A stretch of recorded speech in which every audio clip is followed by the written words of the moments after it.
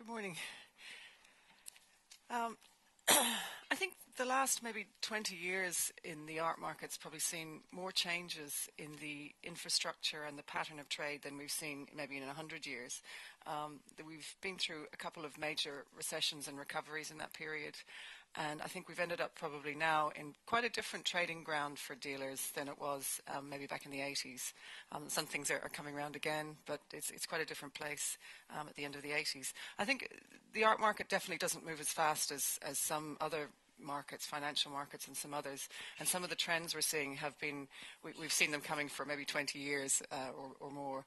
At the same time, it's an unpredictable place and it's quite difficult to forecast. And I think given that people from my kind of background have been notoriously bad at forecasting anything, I slightly backtracked a little bit on the title, and I've called it Present and Future Perspectives, because I think that's all we can do. We can look at what we've got, see where it's going, and try and get some perspective on what happens next. So I'm not going to give a definitive answer of where it's going, but just look at some key themes. What I wanted to cover very quickly today, and I hope I can kind of get through it, but it's hard to cover everything. It's just looking at the global market just give you some context and see what are the bigger trends. And I mean, I look at this from a very macro picture, so it's very different from all of you that are dealing at the kind of coalface and working in the micro level.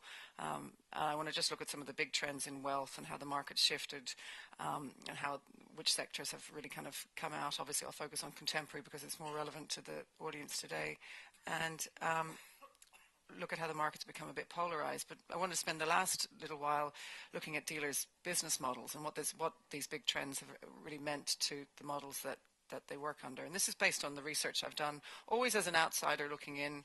I did some research for Sanoa, and as Georgina mentioned, I do these reports every year where I talk to a lot of dealers and do a very big dealer survey. So it's based on kind of the last few years' research. And I want to look at the changing structure of the art trade and what impact that has had on dealers and things like the auction dealer kind of divide and that kind of thing. That's what I'm hoping to get through. Just to offer a bit of perspective, looking at the last few years, I think it's been an interesting period because it's been quite mixed for people. Some people doing very well, some people doing not so well. And I think the growth and the distribution of the market as a whole is definitely tied to what's happening in the economy. And it's obviously here in Spain and where I'm from and in quite a few markets, it's been a rough ride for the last few years. And that definitely has filtered down into the art market. And we've seen quite cautious buying and selling to some degree in some sectors. You can see obviously the pattern from 2009 when the market hit a low point, and it's recovered very well in 2010 and 11, driven mainly by fine art over decorative art and antiques, and driven by the rise of China in those 2 years. And then last year the Chinese market slowed down quite considerably, so that sort of dragged the aggregates down. I do these annual reports, and I finish the report at the end of January, so it's a little premature for me to say anything about 2013. And I guess this week and the next couple of weeks are going to be very telling as to how these big aggregates will be. But I think definitely what I can say without revealing anything is it's not going to be a big up and down. It's not going to be a huge boom or a huge contraction. It's this very moderate thing we've seen for the last few years, and it's really a kind of statistical thing that some things are doing well, some things are doing bad. You put the two together, and it's more the aggregate you get is more subdued. So it's on the ground as well. You're talking to some. I just came back from a couple of weeks in the States, and you're talking to some dealers in New York, and they're saying business is better than ever. They've never done so well. And you come back and speak to some dealers in Europe, and they're still really struggling to get over the last few years. So it's a mixed bag, and you put that all together, and it's a little bit more subdued. Obviously, looking back over a longer period, you can see the phenomenal growth. That's been the biggest thing that has changed the market, is the phenomenal growth. I mean, this chart starts at the end of the last art boom in the end of the run up to the 1980s. That was its highest point it had ever reached. Was about $27 billion at the time, and this was the Japanese were in the market, and kind of I'm sure you all know the story very well. And then within the space of a few months, the market was wiped out. It lost nearly 70% of its value, and reached this historically low point of just under 10 billion. And you can see that just the massive growth since then. And I think what's most interesting about this is the the speed of recession and recovery then versus now. If you look at this graph, it took probably about 15 years for the market to recover in the 90s. There was a bit of recovery, things started slowly coming back, but it didn't reach the same level till probably 2004, 2005, so it took nearly 15 years to get over what happened in a couple of months, whereas the 2009, we were back straight away in 2010 and 2011. And there's various reasons for this. I mean, one is that it's the global nature of the market has changed. I suppose the Japanese left the market and kind of virtually disappeared, whereas the new buyers from China and from other parts of the world have had a little bit more sustained impact on the market, and they're still around. I think another reason is that the high-end buyers didn't really disappear in 2009. The market went down, but as we all know, it's a very supply-driven market, and it depends on what's being sold, and particularly at auction, but also with dealers, it depends on what people want to sell more than anything. And it was probably perceived as not a very good time when the world was turning upside down. People were going bankrupt and getting redundancies and things to buy or sell. So there was more of that than anything else. I do think, and this might be, you might think I'm overstating it slightly, I do think there was a slightly practical component to it as well. I mean, if you look at the recession, it had low interest rates and the banks were in crisis. There wasn't that many great places to put cash in a safe place. So, I mean, that it did, and I know from people I've spoken to, they did feel that art was a safe place, and not necessarily an investment or anything like that. I'm not trying to oversell that angle of it, but it was a safe place to hold cash when you didn't want to put it in the bank and you didn't want to put it in the stock market. So I think that did help the market as well come back quite strongly. But I think the speed and the longevity of any recession is all about confidence, and particularly confidence on the part of sellers. As we all know, the buyers are probably always there if you can get the right things to. You can sell to them at any price if you can find the right thing to sell to them. So it was about selling, and I think particularly the auction houses were very determined in 2010, 2011 to make sure it didn't fail. So very managed process. It wasn't an accidental recovery, I don't think at all. Obviously, the big thing, and I'm sure you're all very aware of these big trends, but the big other shift has been in the geography of the art market. I mean, this is back in 2004, and you can see how dominant the U.S. was. Nearly half the value of sales. This is auction and dealer sales took place in the U.S. This is sales on the ground. It's not where the buyers come from. This is where the sales take place. And the UK and US had like nearly 3/4 of the market, and that was quite typical from the 60s. Obviously, go ahead to 2012, and you can see the huge impact that new markets, and particularly China, has had, and that the US has shrunk back, even though it was on top in 2012. It shrunk back, and if you look to 2011, China was actually the largest market by a fraction. And I think that these fractions are slightly irrelevant. It's the fact that the duopoly that London and New York have has completely changed, and the way the market looks in that respect has completely changed. And it's a new economic infrastructure. It's a new infrastructure of wealth, and that is feeding down in various ways. For some markets, such as Brazil and Russia and India, to some extent, it's more about them buying in traditional centres, and buying some art at home, but buying more in London and New York and the big centres that are there already. And for China, it's emerged not only as an important buyer, but also an important seller. I'm not going to go on too much about China, because I know it's the subject of the next discussion, but just to really show the massive growth in the period from 2004 to 2011, there was, I think, was nearly 650% or something growth, or 350%. Sorry, doubled it, but it was still pretty phenomenal. And then it came down a little bit last year, and I think this year, I mean, there's very important sales in the second half of the year in December. So it's early days to say as well, but again, it won't be huge growth. It won't be a huge loss. It'll be hopefully more stable growth, flat or stable, let's say. But I think what I just wanted to show in the case of China, there was a bit of a discussion when I was talking to Conrado about what the content of this lecture about bubbles, and what are we going to do about the bubbles in the art market, and how do you face these bubbles that happen. And I just wanted to take a step back, because I think a lot of people were talking about bubbles in the Chinese art market, and just kind of describe what a bubble is. And I suppose very briefly, this is my kind of economist's definition of what a bubble is that it happens when prices rise higher than can be explained by fundamental values. So there's what we call this irrational exuberance in the market that you might hear kind of quoted. This, people are irrationally upbeat, and this kind of wishful thinking, I suppose, makes people buy assets simply because they can sell them at a higher price. So they buy them just because they think they can sell them for more, not because they think that's the actual value of them. Um, and this is what a lot of people certainly thought happened in Chinese contemporary, and what happened to some extent in the Chinese market as a whole. It was exhibiting some bubble-like behavior. But certainly in 2007, 2008, there were speculators, Western speculators, buying Chinese contemporary, thinking they could sell it back to Chinese as they became wealthy, which didn't really hold, as the Chinese, that's not the focus of the Chinese market at all. And I suppose the biggest danger with this kind of speculation in the market is that something happens, like there's some kind of catalytic event happens, whether it's a real event or whether it's an imagined thing, it doesn't necessarily matter, and there's some kind of rush for liquidity. And we saw that in 2009, people trying to get out of the market at the same time unsuccessfully. It creates a rush for liquidity and the bubble bursts. And this happened to some degree in China, I think, a little bit last year, because there was a lot of speculation in the market, and a lot of art funds were closing down or trying to get out of the market at an inopportune time. And I suppose the biggest problem for dealers in the art trade in this kind of bubble-like atmosphere is that the notion of kind of real values becomes a little bit unclear. I suppose everything gets dragged up for a while in a bubble. That's the thing. Even the stuff that's not really doesn't necessarily warrant it.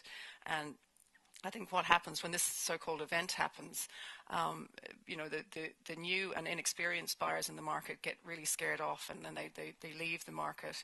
And what's left in the market is the longer-term collectors that are doing their own thing, and they're not really in any danger of losing money because they're not cashing out in any time soon. So it kind of shakes out a lot of the, not just speculators, but newer, nervous buyers that have come into the market. And this is why you can get this corrective recessionary period that follows. So,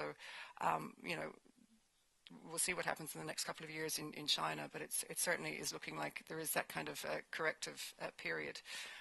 This is just sticking with China for a second, just to show that it was a supply-driven boom. I mean, China's all about it's not just demand coming from China, it's the fact that they have a lot of things to sell. And it's the same with what happened in 2012. The volume of things sold did go down. I kind of discuss this a lot because I just find it quite fascinating myself, the huge amount of buy-ins in the Chinese market. That have actually expanded from about a third in 2004 to over half the market that sells in the auction market in China doesn't sell. And I'm discussing the auction market mainly in China because it really dominates. It's about 70% of the art market. And a lot of people just saying that it was really a victim of its own success, and the fact that people were getting such high prices that people tried to sell a lot of things, and some of them were fakes, some of them were not such high quality. People were kind of throwing things onto the market. There was a wash of stuff coming onto the market, too many items in a lot of people's opinion. And what they feel that a lower volume of higher quality works with better kind of provenance would certainly lead to more stable growth in the long run. So this is hopefully the corrective period we might see in China. But the fundamentals are still very strong. I mean, there was other reasons besides the kind of speculators coming out of the market, and a lot of that was to do with the government looking at the market more for tax evasion and dubious kind of practices.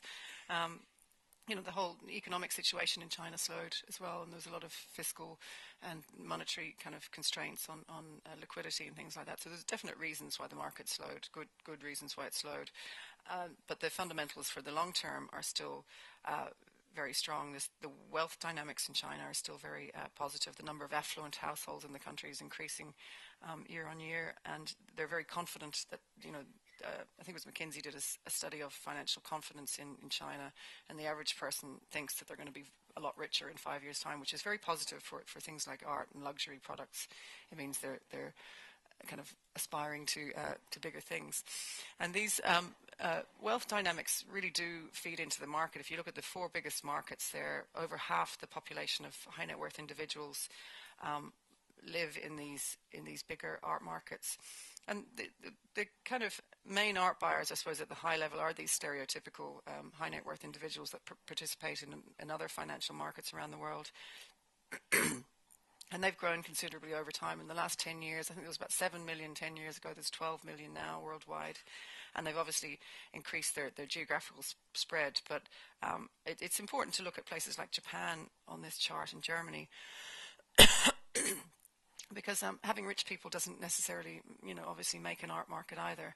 And a lot of the new buyers are buying from traditional centres, and there's a lot of reasons to believe that will continue also.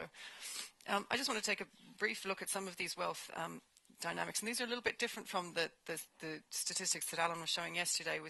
This is the percentage of wealth as a percentage of the population. So it's looking at how many rich people there are in terms of the numbers of people in the country. And I think that these in these kind of brick regions, they've become they've come under the microscope because they've obviously been hit slightly less. They weren't immune to what was going on over the last few years, but they've maybe been hit less severely, and they're recovering a lot faster. And they've been buying art quite rapidly, but still the art buying is driven by a tiny portion of the populations. And if you look at the high net worth individuals, make up less than 0.1% of the populations of these countries, and it's very, very marked in places like India and Russia, where over 90% of people earn less than 10,000. But it's the same kind of story in China and Brazil, although changing a little bit quicker. Another reason they've grown in interest is despite the fact that there's this huge inequality, the middle classes, unlike the middle classes in the US and things, the middle classes are actually increasing quite rapidly. And this is the growth in GDP per capita in 10 years. And you can see that in all these brick regions, it's growing at over 200%. So the average growth rate over 10 years in average incomes is growing at a huge amount. So the crux of it is the average person in China can't afford to buy art, but with their average incomes growing at 400% over a 10-year period, it's a very positive sign for the future of the market there. And that who knows, they might not buy art, but they certainly will have the capacity to do it in future, and it is an area of interest. So they have strong luxury leanings. All the research has shown that already. So it's a positive dynamic for the art market. And again, I don't want to dwell on too many of these statistics, but again, it's just to show that you can see China's moved up the league table so much in terms of billionaires and millionaires, but still, it's the population, the average person in China has their average income is less than half of somebody in Poland or even Brazil, and probably about a quarter of somebody in Spain. So it's still way down the list in terms of average incomes, but moving up the league tables fast. Just very briefly to see why these high net worth individuals are of interest. What do they buy? I think the research has generally shown that they allocate up to about 10% of their investable spending on investments of passion, or I've seen them called all kinds of things, treasure assets, investments of passion. It just means all these things like art, collectibles, sports teams, all these kind of various things. And I think what tends to happen in countries that maybe have high inflation or quite volatile financial markets, they tend to actually have a higher proportion invested in these kind of assets. So if you look at the Emirates and stuff, it was 18% was the average. China was about 17%, Brazil 15%. Whereas if you look at the more mature markets like the US and UK, it would be 7 or 8% invested. And that's quite a generous estimate. In 2013, this is the first quarter of 2013, jewellery and gems were the most popular, and art was in third place. And luxury collectibles, which is antiques and coins and things like that, was the second highest category. I think art has been very interesting to watch in the fact that it's 17% now, which is a very high share. But in times of financial crisis, the share allocated to art tends to go up. So if you looked in the middle of 2009, the allocation to art was something like 25%. So it's obviously something that people cling to in terms of having long-term tangible value. And I think high net worth individuals are much more focusing on luxury purchases as things that they should consider in a more financial sense. And they're especially if you're going to devote a high amount of money to something, you want something that has some tangible value over time, long-term tangible value. So they are viewing things in a bit more of a serious manner, and art and antiques have come up on top. So just to kind of conclude about wealth and these emerging markets, I suppose that the emerging markets have been very important to the art market in terms of buying, and certainly in China in terms of sales. And they're certainly been highlighted, I think, because of the difficult period we've had economically over the last few years. But I think it's important to qualify their significance as well. As I said, having a lot of money in a country or having a lot of wealthy people doesn't necessarily produce an art market. And I think bar China, most of the millionaires from Brazil and Russia, and they might buy some local art, but they're buying art mainly from London and New York. And there's many reasons why these markets are going to stick around for the long term. One of the big reasons is they have this upper middle class that doesn't exist in these countries, and they're very important in the middle and higher ends of the market. They have all the infrastructure, the important infrastructure that goes with a market, in terms of both the institutions and the expertise and all the ancillary services and things that are, really under pressure now in places like China, the specialist insurers, packing, shipping, all those things that you have to have that go along with art sales. And also, I think probably the most important reason that, places like New York will always be up there is that, it has a really transparent, regulated system, that it's regulated enough to allow a healthy trade, but it is business friendly enough to allow things to flow in and out. And that is in a nutshell why I think New York is it does so well year on year, is that the consumers are protected by a really strong buyer commercial code. Sellers are protected as well, but it doesn't do that in a hampering way that sometimes, I'm afraid, happens in Europe. I think a lot is that things that come into the market that actually slow down trade, and people end up just doing things off books more, and the government doesn't get any revenue from them. Whereas in New York, it's so open that there's less reason to lie, I suppose. That's probably a little critical of some regulation in Europe, but it it sets the incentive there at least to do that. Just looking at what's done well, I suppose, as I said, the market's been tied to what's happened economically. And I suppose in other markets over the last few years, we saw this kind of flight to safety, I think it's called. People were buying more bonds or more kind of blue chip stocks and that kind of stuff. And the same thing happened over the last few years in the art market. So just this is a very brief rundown of some of the kind of high auction sales that are verifiable. And you can see there the very well-established brand name artists were the ones that were the kind of big ticket items. You have the kind of blue chip sort of artists there. It's kind of a retreat to safe things, I suppose. And you have people like Barnett Newman, which I know somebody was writing about the fact that this was risk had come back to the market, but this is a kind of very low risk thing, and the fact that it just for me was a sign of the importance of scarcity, I suppose, in the art market more than ever. When you get an artist that's much less prolific than some of the others, it can really drive activity more than anything. But what really stands out, I suppose, is the importance of post-war and contemporary art in this bunch of high-value sales. It's certainly become the leading sector. Over 40% of sales worldwide are, in terms of values, are in the post-war and contemporary sector. And together with modern art, it accounts for about 70% of sales. And that's vastly different from the 1980s, when it was a tiny kind of high-risk area that only dealers and some very, sort of cutting-edge kind of collectors were looking at. It's changed completely now to being the kind of main low-risk area to invest in. And again, this is just the growth, and it's like an exaggeration of the growth that happened on an aggregate level. You can see it was one of the fastest growing in the boom, but as the most kind of speculative as well, I suppose, of the fine art sectors anyway, it was probably the most susceptible to what happened in the global financial crisis. So it took a huge dip as well, but really came back very strongly and has hit its highest ever recorded level last year. And this is just auction sales, so you could more than double that figure to get the value of dealer sales. And I think it's going to be another very strong year again. It'll be the leading sector, no doubt, again.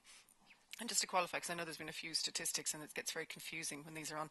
The post-war and contemporary that I talk about here is probably different from art prices. Contemporary, they define contemporary as artists born after 1945. Post-war and contemporary is a slightly bigger sector that looks at probably artists born after around 1910, plus some artists that are key to the sector. So I've defined it in a slightly different way. I know it does get sort of confusing when there's too many definitions. You can see here, I've just done some indices that the contemporary sector really outperforming other sectors and way outperforming financial indices as well. And obviously these indices are quite limited.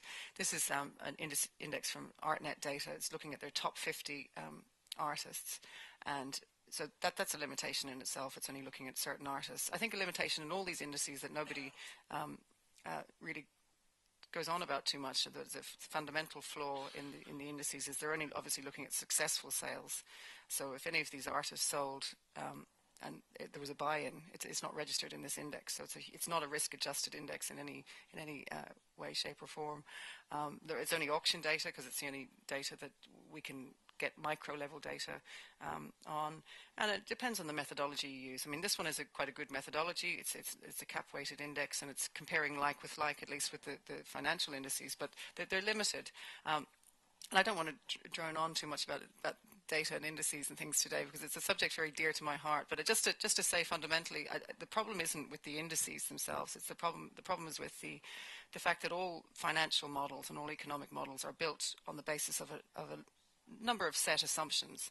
And if you don't understand the assumptions or you don't use the assumptions, you're not using the data in the correct way. So it's not, the indices are built very well and they're fine and they're difficult for art, but the methodologies are fine. It's the way they're interpreted, I think, is fundamentally flawed. And that goes for all metrics in the art market. I think it's not the metrics that are the problem, it's the interpretation and not understanding the kind of the assumptions that have to go into building these things in the art market, and thinking that they can some way be used as an alternative to qualitative analysis and subjective people's judgment and things like that. I think is a fundamental flaw in them. They can always be used in a kind of a supplemental way. So with all that qualification, the reason why I wanted to show the indices was that just to show you within post-war and contemporary, it's been quite a mixed bag of performance as well. And I think what I found from even talking to kind of big collectors in the US and things over the last trip I did there a few weeks ago is that I think at the high end, people will only really want to pay those huge sums for people that they think are going to be around for 50 or 100 years. So there's people that are popular, but they see as going out of the market, and then they're not going to be really that they don't have the longevity that some of the big stars have with the historical footprint. And it's not that they're hugely famous, it's just they think they will have a very important place in history. And I think that we've seen that in post-war and contemporary. If you look at the difference between the kind of Damien Hirst index versus the Basquiat's and Rothko's and things like that. So it is a mixed bag even within post-war and contemporary. Despite those high value sales, obviously most people's businesses for dealers and even at auctions are not in that high end. Most of the sales that take place in the art market happen at a much lower level. So it's a very polarized market in terms of value. Most of the value is in the high end, but in terms of numbers of transactions, most of it's happening at a much lower level. In the dealer sector, 77% of transactions, this is according to the surveys that I did last year, are for less than 50,000. So most people's businesses are happening at the less than 50,000 end. And it's the same in the auction sector. 93% of all lots, so it's not even more skewed, are less than 50,000. And over half the value of the market comes from 1% of sales, and importantly 1% of artists as well. So it's this thing, I think somebody might have been talking about it a little bit yesterday, about the superstar ethos in the art market. And I think auction houses have been quite successful in getting those. It's a narrower list of names, and they actually have been quite successful in getting that list of names to sell. And it's a challenge for dealers, I know, at fairs, thinking, what do they bring that people are interested in. And from talking to some dealers in the US and in Europe to some extent, they're because they can't access that narrowed list of artists all the time, they're re-engaging in looking at more a little bit higher risk areas and going back. And this is kind of dealers at the top end as well, looking at things that would have been perceived maybe for the last 2 years as slightly more risky, which is a good thing, I suppose, in breaking down that thing that everybody's buying what everybody else is buying. It's a very strong herd mentality, particularly with new buyers in the art market.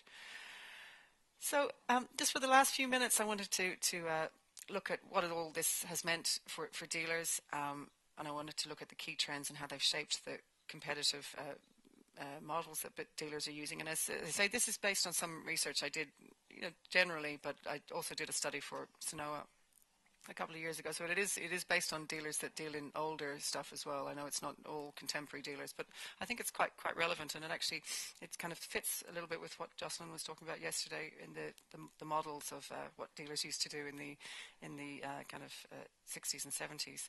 So I think how dealers' business models have changed. I think most people in kind of the 1950s to at least the 1970s were built around the premise of buy cheap, sell dear, whether it was contemporary or whether they were antique dealers. It doesn't really matter. They're the same kind of thing. And there was a lot of certainly for people in older sectors, there was a lot of people with rattling around kind of old homes that had a lot of great art but no money, and there was a lot of people in other locations valued the art a lot more. So there's very opportunistic, very clever business people during that period that bought up a lot of stuff, and the same thing, kind of got in with probably the right contemporary artists at the time, and were very hugely successful, and created great kind of dealers and collections from that period. I think things probably fundamentally changed from the 70s to the 90s.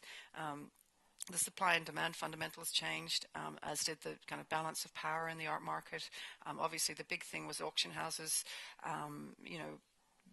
Dealers began to compete with them directly, both for buyers and particularly for supply as well, and who they worked with and what works they could get. So quality works in some sectors started to dwindle, and people found it more tough to access them. And I think what we've ended up now with in the current period is the basic premise of most businesses is based on kind of finding and accessing things. Whether they buy or don't buy is nearly done on a case-by-case basis with a lot of the dealers I spoke to. And then they're adding services and expertise and selling in a marketplace where things like prices and demand and things are determined in a competitive marketplace rather than being based on what they think they can price at, or the margins determined by themselves. Is that these kind of things are determined competitively. So a lot of competitive strategies have shifted to access and adding services and things like that, and competition is a little bit more head-to-head. Along with these changes in the approach to business, the degree of specialization in the market has changed, and this was from the results from the research I did for Sinoa, that I suppose unlike the more diversified auction model, they've always kind of reminded me of academic researchers, that they have a kind of a strong vertical presence. They have networks and communications and access and things in a vertical kind of designation, and they develop strong personal and sort of institutional knowledge in a particular area. And obviously that's dependent then on the success of that particular area and that doing well. So it's a higher risk model than some of the diversified auction houses. But despite that, there was indications that dealer specialization is increasing over time. And this includes specialization not just in sectors, but in things like, price areas and things like that. So in older, more mature markets, there's greater specialization, and in larger art markets, there tends to be greater specialization too. And you can see that, for example, I'm just looking at the US now for this current TFAF study. If you look at some smaller cities in the Midwest, there's more general dealers that sell a few different things, whereas if you look at New York, things are cut by sector, price. Everyone's got their sort of smaller niche. So it's become more specialized, but I mean, it must be a financially rewarding strategy for the people that are doing it. And you see in dealers' careers that people specialize more over their careers. So it obviously is financially rewarding. It's not a thing to kind of say is certainly a bad thing in the market. You build up good expertise and sources and buyers and things in an area, so it's good to capitalize on that.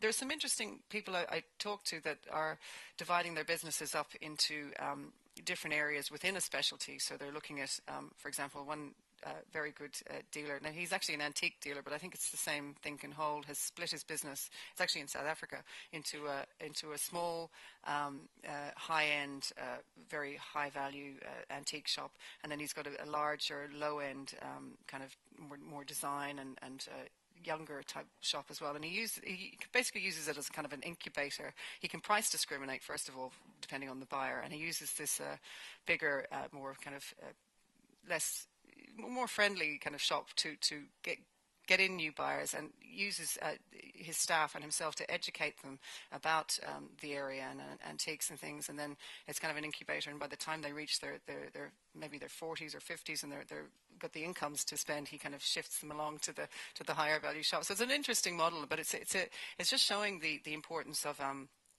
specialization. And I think it's interesting to see what will happen in future. I mean, it looks at the moment like it's getting more specialized, but I would worry that given that the shortage of supply in some sectors, this narrow group of artists, everyone buying the same thing, it's going to be challenging for people to keep on specializing. Everybody can't do well in one tiny area, and also there's changing demand from new buyers from everywhere else. So I mean, dealers might have to looking at other areas in order to survive. But I think what's probably the ideal thing that would be done was that you try and look at segmenting the market and looking for areas that are underserved a little bit. And these are in terms of value and specialty and various things, various ways you can segment the market. It's very business school kind of speak to talk about it, but it's about doing some kind of business planning. And I think I spoke to 75 dealers in that Sinoa study. And one of the questions was, have you ever actually written a business plan? And one out of the 75 had ever written a business plan. And I kind of asked them, why you're a small business, why have you never done any business planning? And they're saying, oh, this is my lifestyle. I love this is my passion.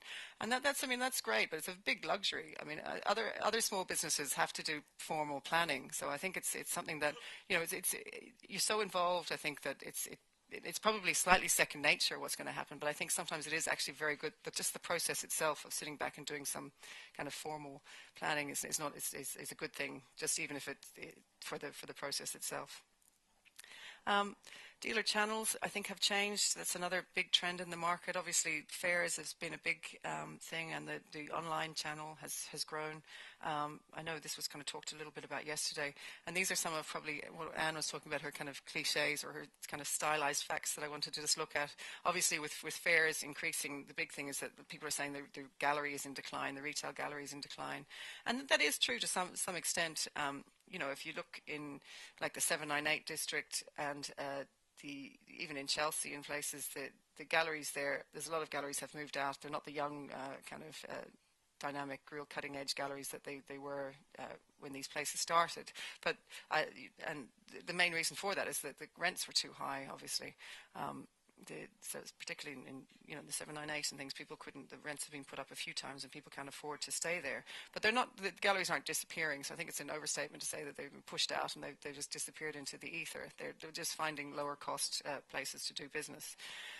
Another problem is, for the retail gallery being in decline is, I suppose, foot traffic has dropped in a lot of galleries. People don't visit as much, and this is talking about people in older sectors as well, maybe not quite as true in contemporary, but I think it is to a certain extent. It's just more difficult to get people out of their homes and their offices, and people are quite happy to buy online and at auction and stuff, but not happy to go and visit a gallery as much maybe as they used to. Obviously, fairs are a big thing, and the market's become this kind of event-driven vehicle.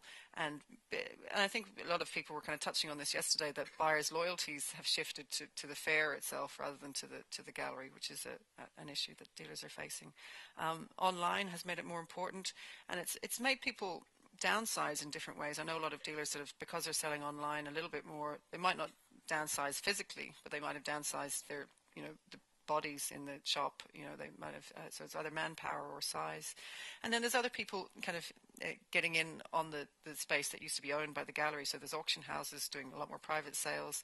There's art consultants. Now, they might work with dealers, but they're doing a lot of the transaction itself, so they're kind of cutting into what would have been done in a gallery. And artists themselves, obviously, looking into the market more. And some dealers, now this might be again more true in older sectors, but a lot of dealers saying that just the shift in the emphasis on services and value added in knowledge and expertise works against needing a kind of a big space for some galleries in some sectors. And they're saying, I was talking to a kind of an old master dealer, which I know is not that relevant, but he was saying, I'm all around, my business is built on discretion and, knowledge and intellectual values and things like that. So having some kind of brightly lit, expensive kind of frock shop on a main street hasn't added anything to his offering. So he's moved up to a office space, which is equally effective for him. And obviously there's people bucking the trend as well. There's the big contemporary galleries. There's small one-man shops in destination towns and places where the rents are feasible, are all kind of bucking this trend. So it's not necessarily, it's one of those slightly stylized facts that you can make too much of. I think there's a lot of talk about fairs, so I don't want to kind of talk about it too much, but obviously they're central now. And I think just from the last point is that, certainly from my just trip recently to the States, there is this kind of slightly anti-fair kind of backlash from dealers in the States. It's not that they're not going to fairs anymore, but they're concentrating on, where their buyers are, and their buyers are in the US. So why go to Hong Kong to sell to a US buyer? Why not trying to make the fairs more attractive, in the US, which is what a lot of them are doing, and some of the Dealers Association really working on making their fairs the best. And it's a lot of the dealers now consolidating and not traveling quite as much, but still, still attending fairs. And I think we will see more of that, more regionalization in the fair market, where it will become more, there's certain places to sell certain types of things. I think that will continue in the future. The online market, I think it's been important. And again, this is one of the most talked about, I think, recently. I have a lot of people inquiring to me about what's happening with online sales and the online market. And I think some of it is justified, and some of it is a little bit overstated as well, particularly for dealers. I did some estimates recently, and the market was estimated at about 3 billion, so that's 6% of global sales. That's probably about the same as it is on a global level for, the percentage of online sales of over global retail. So it's not that out of kilter, but that includes auctions and collectibles as well. It's just not dealer sales. Obviously, the online channel has been hugely important for dealers in terms of communication and marketing, and it's been kind of a challenge for dealers too, in that it's made things a lot more transparent, and margins a lot more obvious, and margins a lot more tighter. But I think despite all the advances that have been made, some dealers have exceptionally advanced platforms, but auction houses have been way ahead in this sector than dealers, and online kind of e-commerce, as it is in the dealer sector, remains very low. And I asked dealers themselves and collectors why that was the case, and there was various reasons. The market's too subjective. You need it works against kind of anonymous, impersonal online sales. You need kind of advice and touch and feel and that kind of thing. Or even if you have information, you need some kind of intelligent way to sort through it. I think that's a kind of which works against, again, doing it yourself without any advice. Values are too high in some sectors for e-commerce to work effectively, so it's probably worked better for lower value sales. Online sales are generally suited to kind of fairly high inventory businesses, so you can have high inventory in one low-cost location and sell it anywhere you like, whereas a lot of dealers work with a very limited or virtually no inventory. Things like the requirements for guarantees, the fact that dealers' businesses are built around in-person services and problems of buying with an image in terms of scale and even things like condition and things. The need for discretion, a lot of dealers are saying if they have something very exceptional, they don't necessarily want to broadcast it to a mass market. They want to allow themselves to be able to price discriminate a little bit to the people they're showing it to. And some people have been put off by bad experiences, frauds and scams and things. But I think in general, it's just because one very big reason is that the art market is behind. They're kind of lagging behind other industries. And again, that's true, and I think it will change to a certain point. But I think it can be slightly overstated as well. And I personally hope it doesn't change that much. I was at a forum at Art Expo in Chicago a couple of months ago, and it was there were all the kind of bloggers talking about. We were talking about online art criticism more than sales and things like that, but they all were discussing all the exhibitions they'd seen, shows they'd seen, and all these kind of things, and they were all writing critiques of it.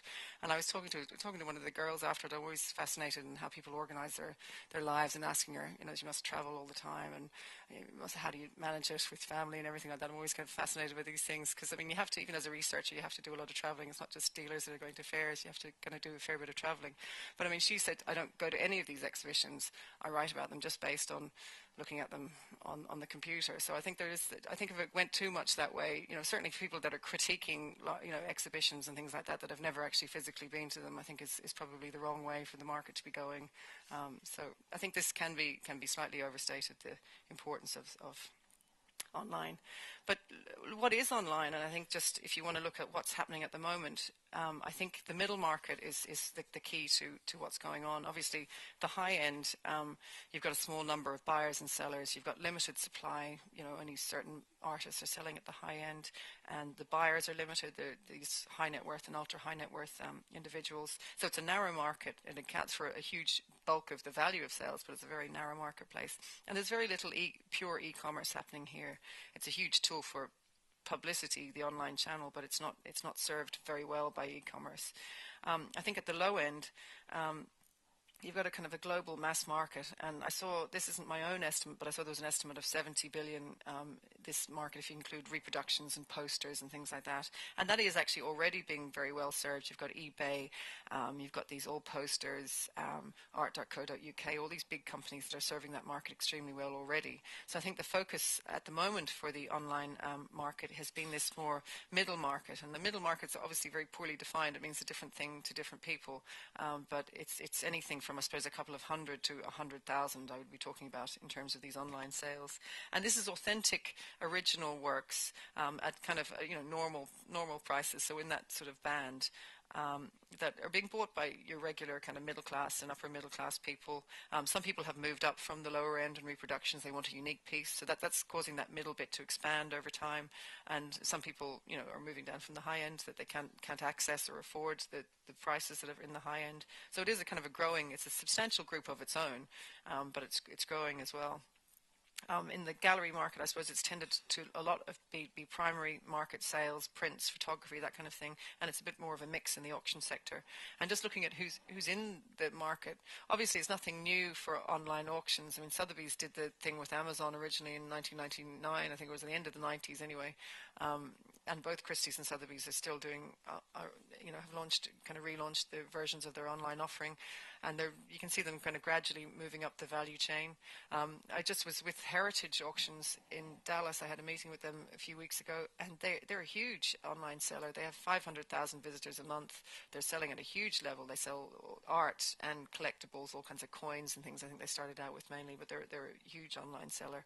And then there's the smaller companies that didn't have the budgets maybe or size to do their own online version, and they're using these kind of new companies like Paddle 8 and the Art Fact and ArtNet Auctions. ATG Media have quite a few, and some of these guys have great business models. I mean, Paddle 8 have a brilliant business model. I met them recently as well, and they're every single when a sale closes on Paddle 8, every single underbidder immediately gets sent an offering of similar things from that sale. I mean, it's a really good business model. They have, and this is an area where there's loads of supply. It's kind of slightly oversupplied, this sector. It's easy to get access to the material, so every single person that bid immediately gets a kind of a similar thing. You didn't get that one, but here's 10 others like it or something. So it's a strong business model, and they're dynamic companies.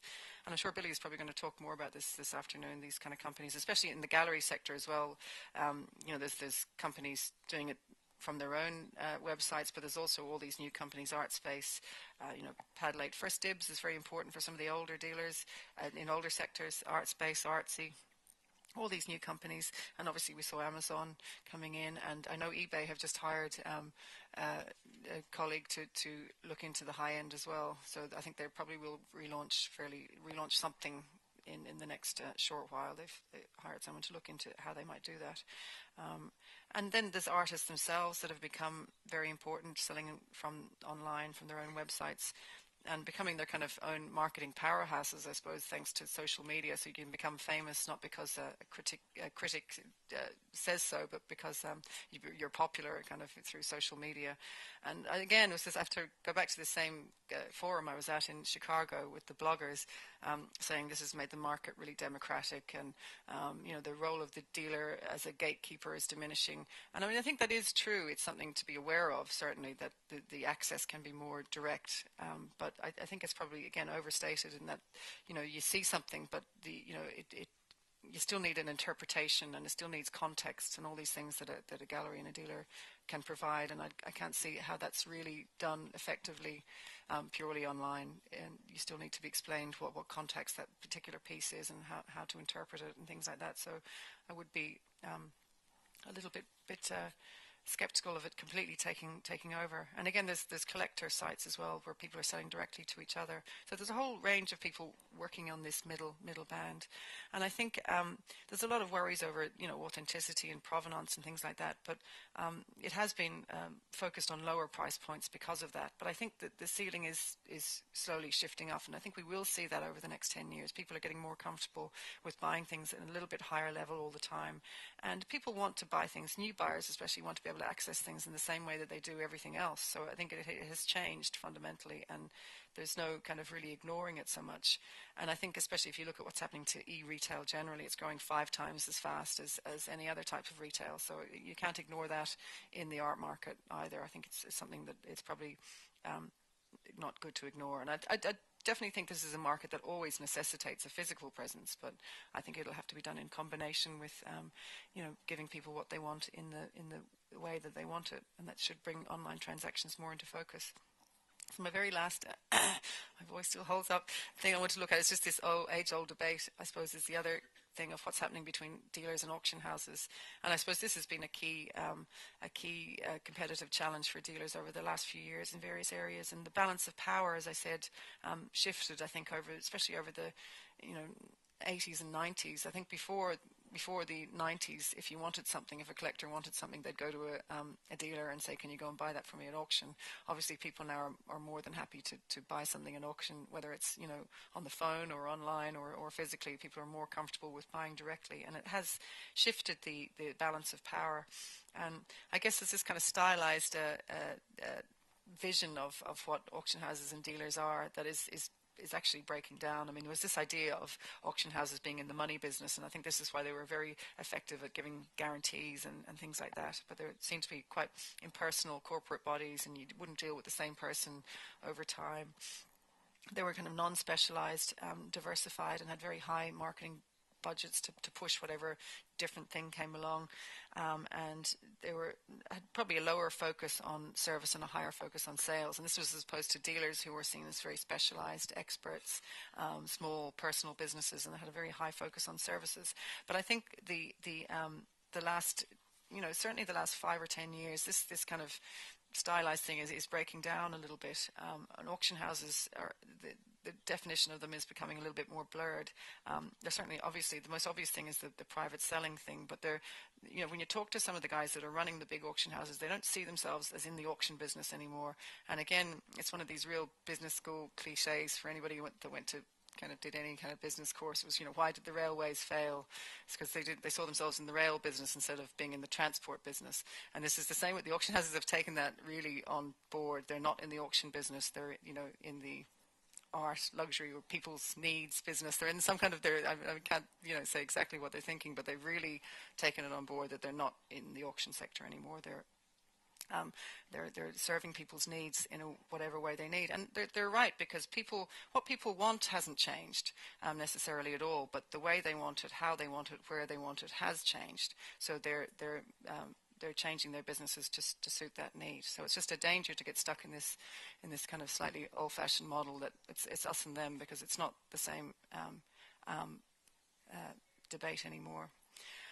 Despite all the power that auction houses have gained, I mean, I asked dealers themselves what gives them, why do they still have competitive advantages, and these are the kind of things that they said, and this is from collectors and dealers as well, and these are the kind of things that keep dealers still very relevant and important.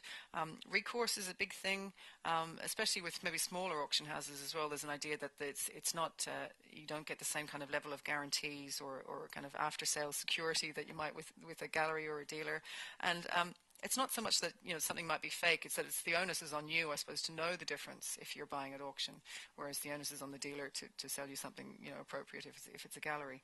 Expertise, obviously, from being these kind of like an academic researcher, from having this vertical segmentation of their businesses for such a long period of time, they would have a lot more expertise. And a lot of dealers say you can't really get that expertise unless you actually buy and sell in an area. You can't get it from reading or from just being an expert that's paid a salary. It needs to be the focus of how you make a living to really get expertise out of it.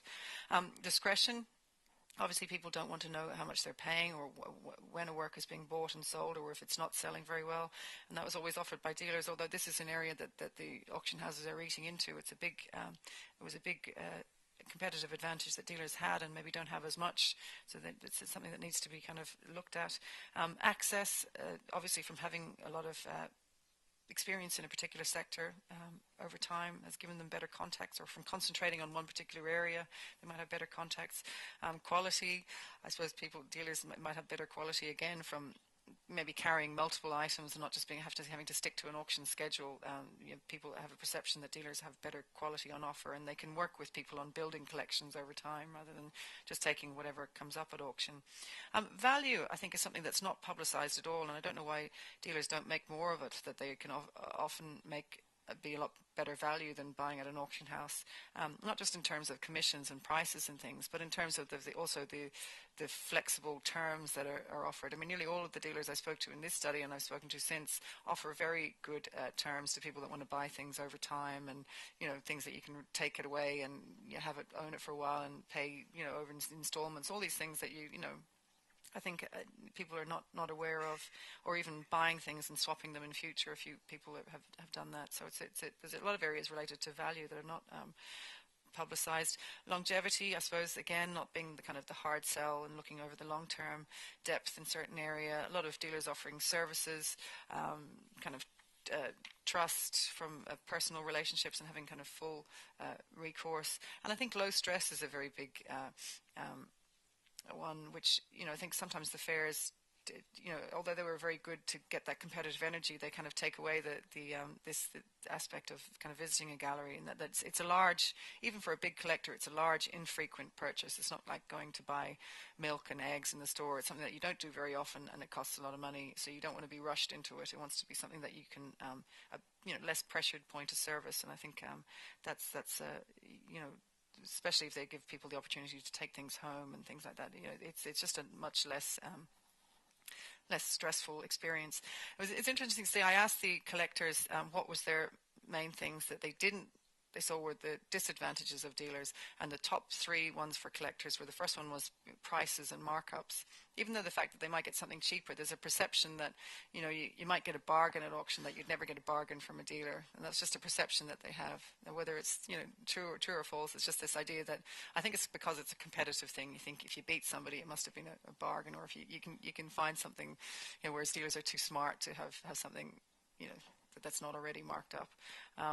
Personal contact although it was one of the biggest advantages, it was also seen as a disadvantage, and a lot of collectors saying that dealers, they felt that they could put too much pressure on them to buy things, and also that they were very aware of dealers having a kind of a hierarchy of clients, and if they weren't, they had their most favorite people, people that were okay, and then if the bottom of the list, and obviously nobody wants to be on that bottom list, so they're very aware that these personal relationships, you like some people more than others, I guess, so collectors were aware of that. And the last thing was lack of transparency, I suppose, was not just related to prices and stuff, but related to how long they'd had something for, who'd seen it before them, that kind of thing that collectors would kind of be annoyed at. And I suppose lack of transparency, I want to finish with this on this note, is something that obviously is the bane of my life as well, trying to do these very large surveys, and I'm just launching my kind of TFAF survey for the year in the next week.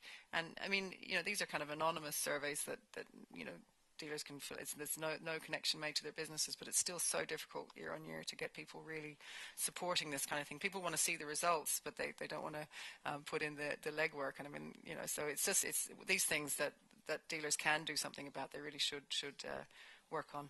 So this is my last slide. It's not really, it's a summary, but just these are the big things that I saw happening. Now, how these affect the market in future, we have to kind of a little bit wait and see. I'm very hesitant to predict too much, but obviously the size, the fact that it's more global, it's made the market as a whole. My vision of the market, when I'm looking at it from a macroeconomic point of view, it's done the market a lot of good in the fact that we won't get these more protracted recessions and things like that we saw in the early 90s, because it's a bigger, more global place. But it has made it more competitive at your level, at a dealer level. So the downside risk is very positive at the big level, but at the micro level there's more competition. This flight to safety is continuing, and obviously the certain aspects of the trade are changing, and I think the auction sector is probably changing a little bit faster than the dealer sector in many ways, despite besides the fair aspect to it. So I hope that's been helpful. Thank you.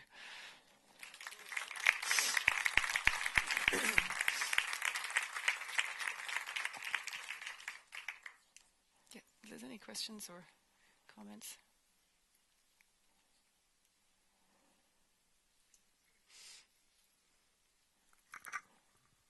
First of all, thanks for this impressive presentation. And watching to the figures you manage, we don't see Africa. Yeah. Is something to be considered for the future? Do you think, shall we somehow be focusing or paying attention on certain evolution in this context? Yeah, definitely think so. I mean, I'd have some African galleries in my survey now as well. I suppose that the auction sector there is very small, but and I mean, South Africa has been in the surveys for a number of years, but there's other African countries now coming in. I suppose it's another one of those ones. It's an emerging market where there's a lot of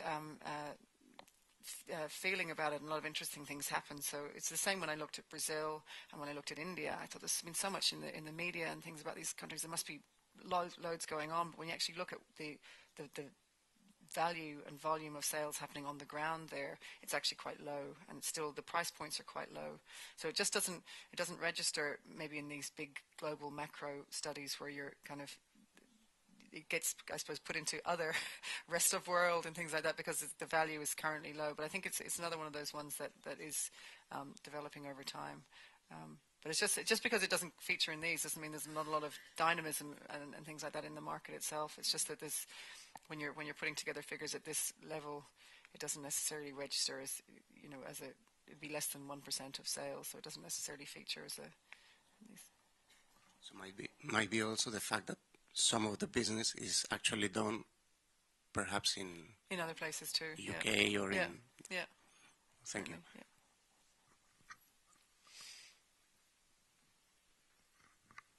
Thanks, Claire. A few questions about your data, as I think it's important for people in the audience. I mean, Sure. You've basically become the market standard for this information. So I just had a few questions. One, the 3 billion number that you have for online sales feels, I mean, when I saw that when you published that data earlier, I mean, it's really substantial. Yeah. So can you talk a little bit about kind of where that's coming from and exactly how that was calculated?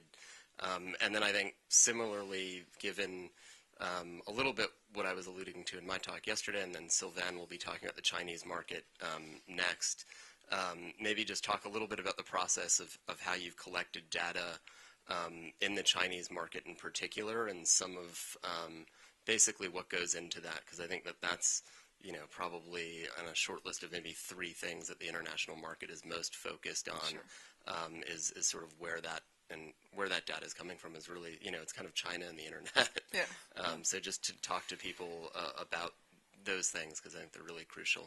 Okay, just the online one first, and that's a figure I just came up with for it was somebody that was interested in doing it, so we worked on seeing what the figure for online selling was. Now this is sales of collectibles.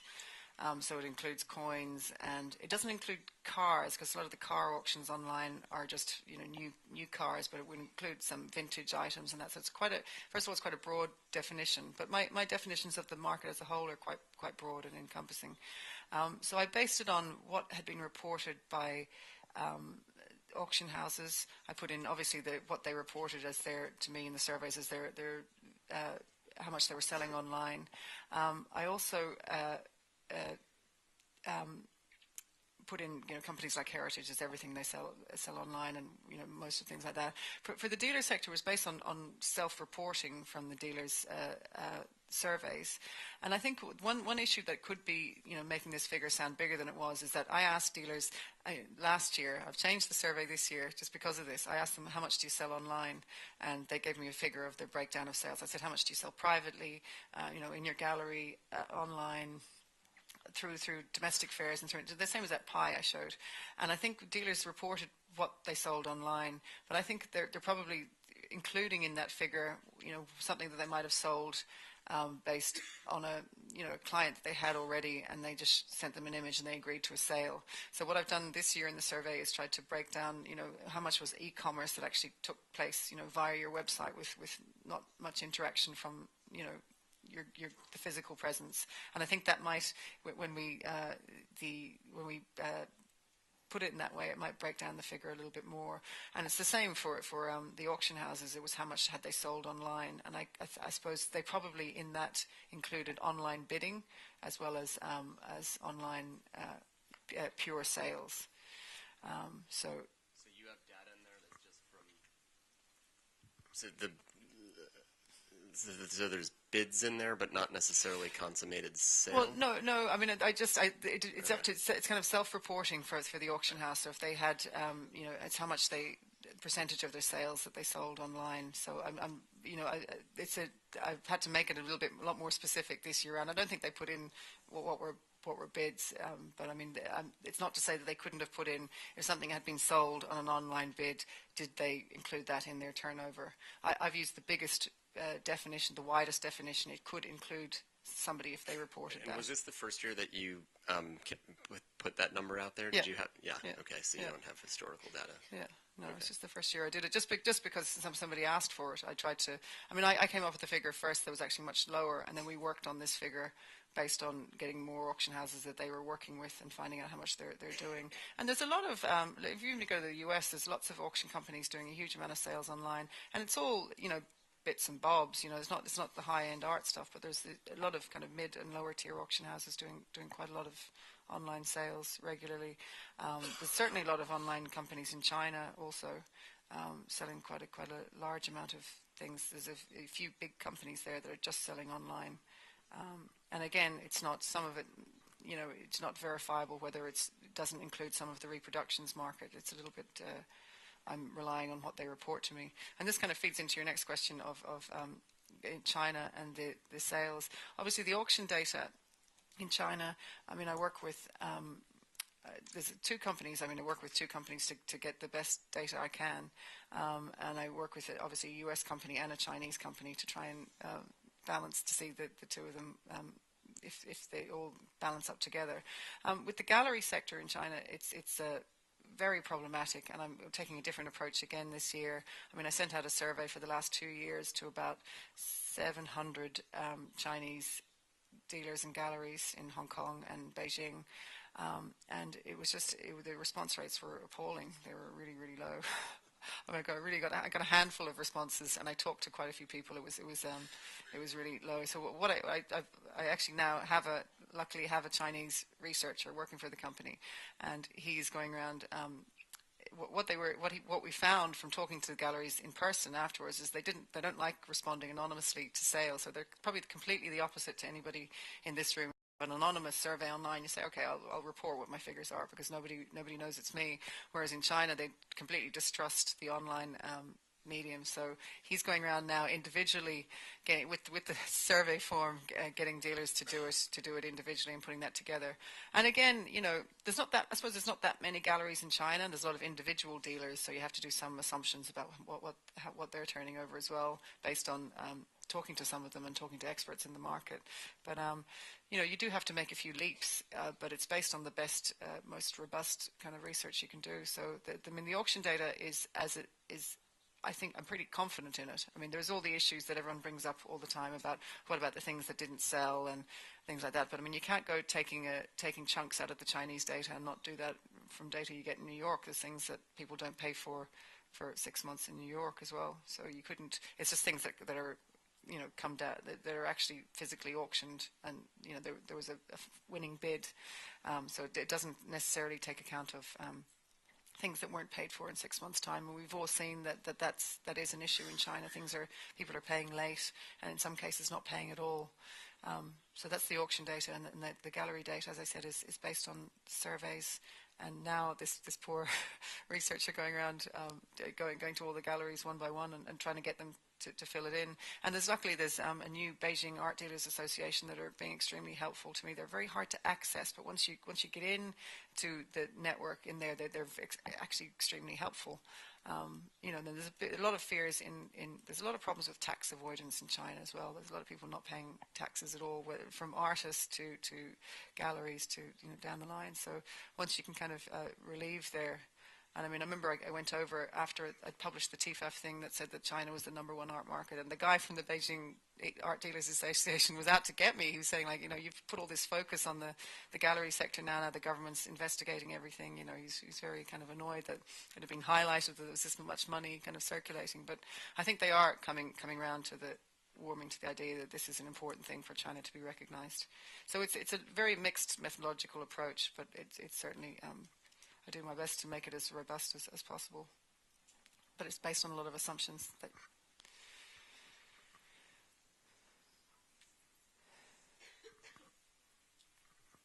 Yes, going a little bit further on what Noah was just saying, you're talking about survey, but you're giving absolutely no information. You mentioned here that two of your very important data, and unfortunately the media are very cheapishly repeating everything you're saying because you're the only one that is supposed to give an informed opinion about it. Yep. But you give absolutely zero information about the breakdown of your survey, how many people you get answer from, what is the origin, the geographic origin, Well, that's not true at all. I do give any information that anybody wants about the surveys. I I looked everywhere on internet. I looked everywhere on internet. There's no methodology. No, I know you asked me this yesterday. I don't publish it on my website, but that doesn't mean it's not available for anybody that wants it. Where? And I used to actually publish some methodological appendices in the TFF report itself, and they didn't feel it was interesting content for the people that were reading it, so that's why they're not included. But I've been very open about my methodology, and I'm also very used to people taking pot shots at it because nobody's it's an area that people steer clear of because it's not an easy one to do. But I have a very straightforward approach. I mean, at the moment, the number of people I survey is about 7,500. The response rate varies between countries. I mean, at the moment, in some countries, it's over 50% for some smaller countries that are very engaged, and for some bigger countries, as I say, like China, the response rate last year was kind of nearly 3%. So it was very, very low. And it's a stratified survey, so it's not supposed to be a random sample. It is stratified based on lists of dealers from associations and from fairs and from various things like that. And then you do have to take a leap to make estimates. You get a normal distribution of what the picture should look like for the entire population of dealers in a country and in a sector and in a region. And you have to make some estimates because you don't have the highest end dealers maybe don't answer your survey, and a lot of the ones at the lower end don't answer the survey either. So I probably have a very good representation in the middle chunk of dealers. But there's nothing to really hide. There's nothing to boast about my methodology because I wish the data was better. I wish I had more responses, and I wish that things were better. But there's nothing particularly secretive or about the methodology. So you would be able to provide a document on this? Yeah, sure. Okay, good.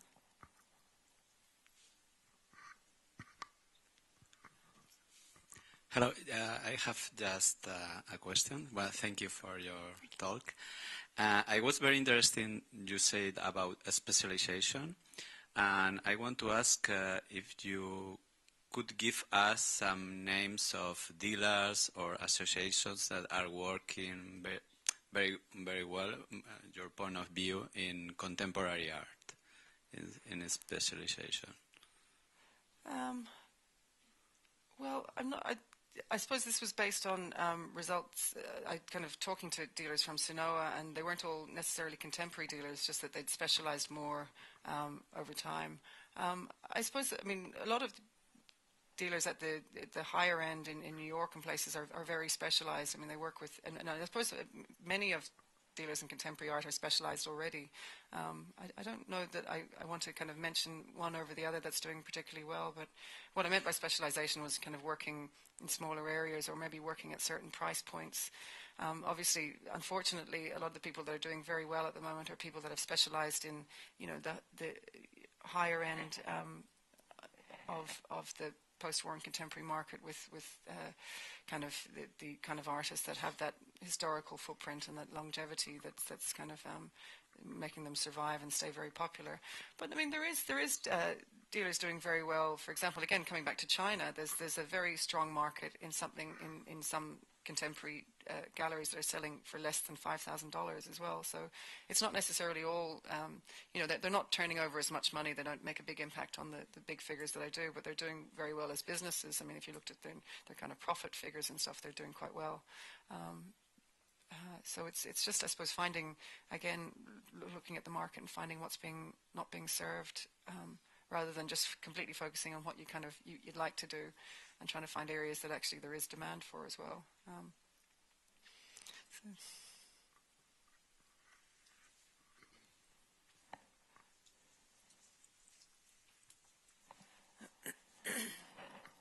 Thank you, Claire, for all these charts. One question.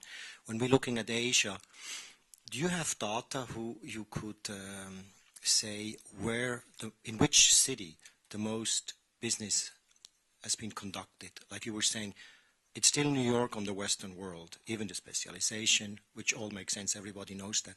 Mm-hmm. But do you have data about Asia? You know, there's this big discussion about Singapore, Hong Kong, Beijing. Yeah. Do you have anything? I mean, out of the 3% you mentioned, I mean, the return seems to be very, very low of the data in the Asian world you get. Well, just for dealers or for dealers, yeah. Or just for dealers. Well, it's probably more limited to given that.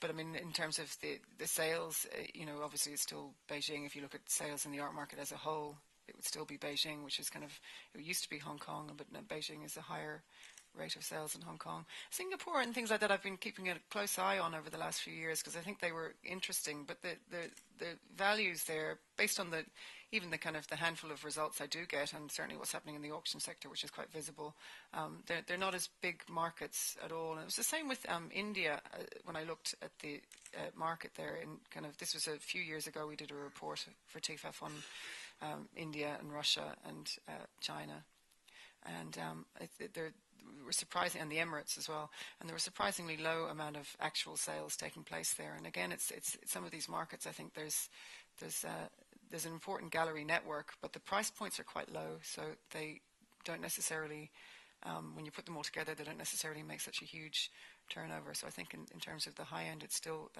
in terms of Asia, the leader would still be Beijing, as far as I am aware. When you take in account all the Western galleries going to Hong Kong, do you think it's going to change? Are these figures going to change? Because, you know, in Hong Kong you have about 6 big guys now.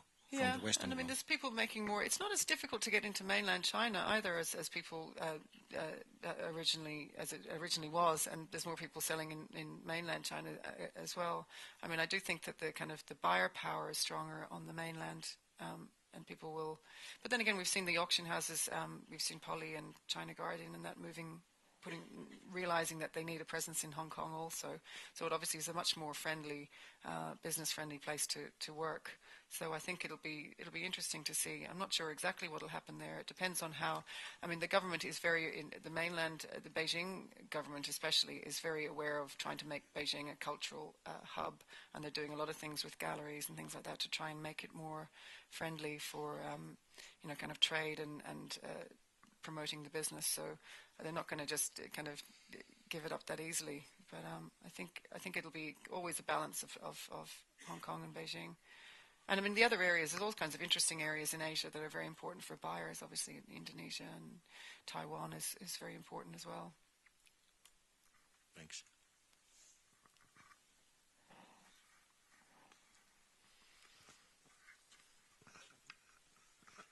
I have a very short question about Europe, because I think your statistics are a little bit weird from the perspective of contemporary art, but we understood that you are like speaking about a broader market. Yeah. If we really think about the contemporary art market, what would be for you the most important market in Europe? And what is the one which is growing the fastest? I think everybody is interested in this answer here. Question, sure. I have to qualify what I call most important. It's not what I might feel is the most important in terms of interesting or important artistically or anything like that. I mean, the most important, the largest, in terms of the value of sales, is what I rank it as. So I mean to use that kind of slightly, definition of importance. But in terms of the value of sales, the UK is still the largest market for contemporary sales. Contemporary sales, but I think from a gallery perspective, it's just you. I don't think any dealer would say the same thing.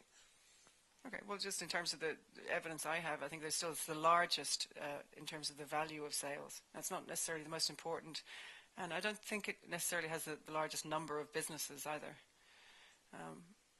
But I'd have to look at how the gallery sector breaks down in contemporary. It's not something I've kind of sliced up, but I think it's certainly where the highest value items are sold in Europe. But I mean, I'd have to look at my data in a different way. I suppose I've never analysed contemporary galleries and sliced it up in a European model. but it's certainly something I could do if there's interest in doing it. I think we don't know so much about the market in Europe at the moment.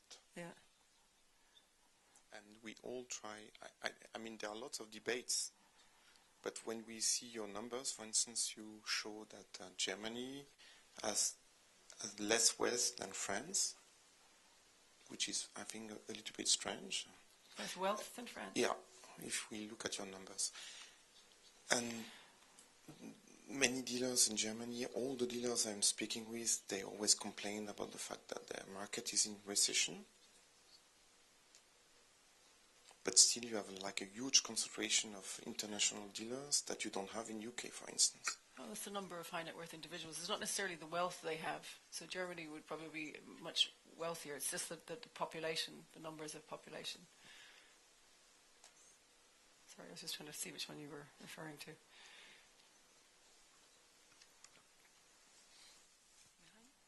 Sorry, I missed the last bit. I'm sorry. What was the question at the end? No, I'm just debating, or not. I don't want to debate. I just wanted to address some questions. Sure. I think you answered those questions. It's not my place to debate here.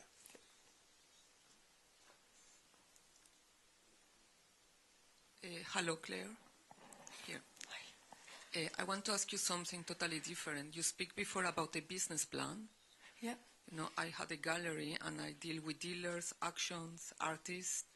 And because we had a special product, unique art, sometimes it's really very difficult to follow because you had a price and in the auction go high and you cannot have this price, you know. So I'm interested to know how you can really be loyal to a business plan in a gallery and with art, you know, because so many changing, and that I think it's not a product like sugar or clothes, you know, it's a unique product, and that makes the difference also, and how it will be the key or a tip. I do know what you mean, but I think it's something that, you know, a lot of small business, I mean, even I have to do it. I mean, it's very hard for me. In my business, I don't have any kind of, my clients change year to year, and, you know, I'm not going to be wondering who's going to be interested in research in the arts, you know, next year and things like that. So it's a difficult thing. But I mean, I suppose business planning is something that's supposed to be done periodically, and maybe it's something that needs to be done more you know, it's not something that you can do for 5 years, or you should have a longer term plan, but it's something it's supposed to be updated for. But I suppose it's not something that you necessarily even have to stick to. I mean, it's just the findings I found that nobody does any planning.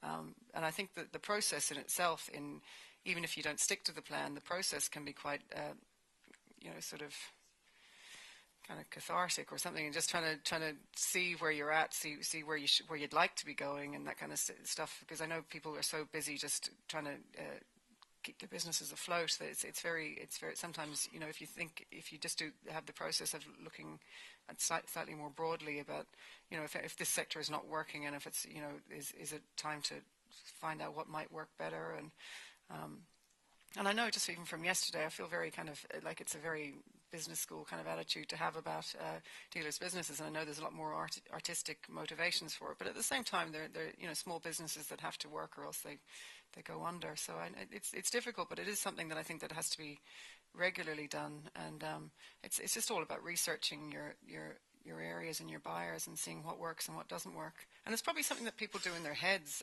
you know, every day.